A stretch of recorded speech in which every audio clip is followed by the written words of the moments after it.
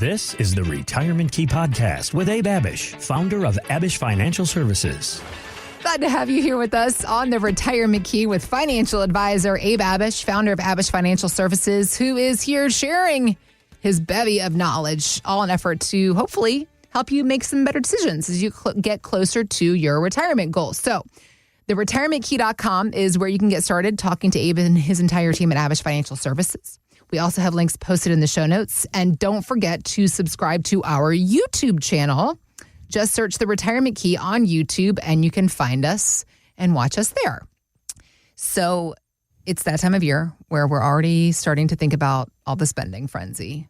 It starts at Halloween. I want to, have you seen those giant... There's Christmas stuff in the store already. But before we get there, have you seen the giant skeletons or even giant Christmas decorations? They sell them particularly, I think the Home Depot or Lowe's or Costco is known for them. Yeah. I want to know how many people buy those, but they don't think about when the holiday is over, where the heck you're going to put those things. Like, where do you... Yeah. You have to rent a storage unit. I don't know. It's not our household buying all those silly things. Well, I have no room. I have no space. But we do have some clients and neighbors that really get into it. Matter of fact, neighbors are already changing like the light bulbs and their light posts, and we decorate the house a little bit, but we don't get out of control. No. Like we're not that house in the neighborhood that's got a million lights and like you drive to this town to see this house. Like you got to see this house. No, that's not us. But we have some houses actually close by, right around the corner, in Leesburg that kind of deck them out. Yeah, and it is cool to see, but that's just not us. It's fun. It's fun to drive around and look at it. Because here's the thing, like I don't feel like doing the work, but I appreciate other people's effort, so I support them. Exactly. And all all the effort. It's not even Halloween yet, and yet that's where I saw Costco, the giant nativity scenes and the giant ornaments. Stores like Costco, Target, and Walmart. You'll see Valentine's stuff out. Right, before we even get Thanksgiving, it's time to... Yeah. Will you let us have one holiday, please, stores? Right. Oh, yeah. It just serves as a reminder, though, that the end of... That's what really, I think, bugs me, is the fact that it's like, golly, before we know it, it's going to be New Year's, and we're going to be talking about all the things of 2025 this time and of beyond. year flies by. And... So thinking about it from a professional perspective then, from a financial perspective and the work that you do, are there things that we should think about this time of year that we're maybe not thinking about, like shoring up end of year kind of stuff? So much. Okay. So much. If you are 73 and older, haven't taken out your RMDs, you better get on them. Because we have a few months left. Got it. And you don't have to be 73. You could have received an inherited IRA and have an RMD due. You could be 50 years old. Plot twist. Have received an inherited IRA from a parent and have an RMD due. And the deadline is December 31st. And don't wait anywhere near that date because people are on holiday breaks. And these custodians actually will cut you off after a certain date because we're so close to the end of the year. So there's so much we can do. RMDs are one of those things. Year-end portfolio review. Like where do you stand? I mean, markets have done well again this year, and we'll see what happens, after the election and with these rate cuts and inflation. I think that's the bigger story. But if you own investments in a taxable account, as an example, in a brokerage account that have lost value or made a lot of money, selling to generate a tax loss is a way to find a silver lining. In other words, maybe you've done really well on Apple stock or some type of Vanguard fund, right? But you've got some losers in there, which can happen from time to time. Yeah. You could sell some of the winners or some of the winnings to offset the losses, right? So maybe you have 10,000 in gains and 10,000 in losses. You've got a zero tax bill due there. And now you have $20,000 that you can reinvest. Tax loss harvesting is important to do that. And the advisory team and myself were just sitting down last Friday, going through accounts, looking for opportunities like that to help our clients. Yeah. An insurance review. Most employers offer open enrollment for health insurance and other benefits at the end of the year. But it's also good to take stock of what you currently own. How much life insurance do you have? Do you have the right healthcare plan?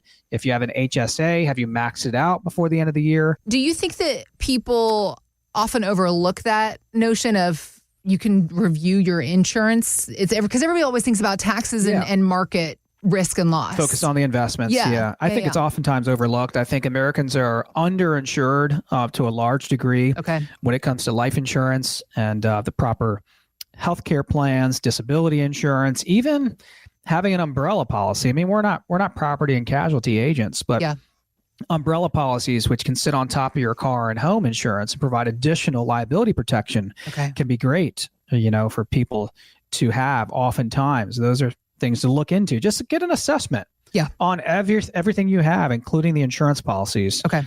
Be generous. Maybe if you're charitably inclined and haven't, given yet, you can make that, final donation by the end of the year to take advantage of maybe itemizing. If you're not taking the standard deduction, and review your long-term plan. There's no easy answers when it comes to putting together a retirement plan. And it's not one size fits all. Everything should be customized, built together for you, specifically for you by someone, a fiduciary, knowing your specific situation. Only then should advice and guidance be given. And if someone doesn't know your entire situation, that is not the fiduciary standard, nor should they be giving you advice. So you should be working with someone who understands the entire situation. Matter of fact, we don't allow prospective clients to meet with us unless or until we have all the statements, all the holdings, all the insurance policies, all of the accounts, Social Security benefits, real estate, debt, Social Security payments, annuity payments, pensions. You get the point. We need to know about it all to make a good recommendation to build a plan. What about that is in the client's best interest? What about life events? Something you brought up the idea of like insurance. What about if there's been a death or a divorce, or they know there's a grandchild on the way, or a wedding coming up? Is this the time of year to be thinking about those kinds of things? Yes, and they happen all the time. People pass away, inheritance are passed on. A lot of our clients will sell a home in plans to right size, usually move south. They'll have a lot of the cash, right, for a period of time, and maybe just extra cash. They sell their home here in the DC metro area for $1 million. It's paid off. $1 million of cash in their bank account all of a sudden. They buy the next home in South Carolina or wherever for $700,000 and still have $300,000 or $400,000 left over. What are you doing with that? It's just sitting there. These events happen all the time.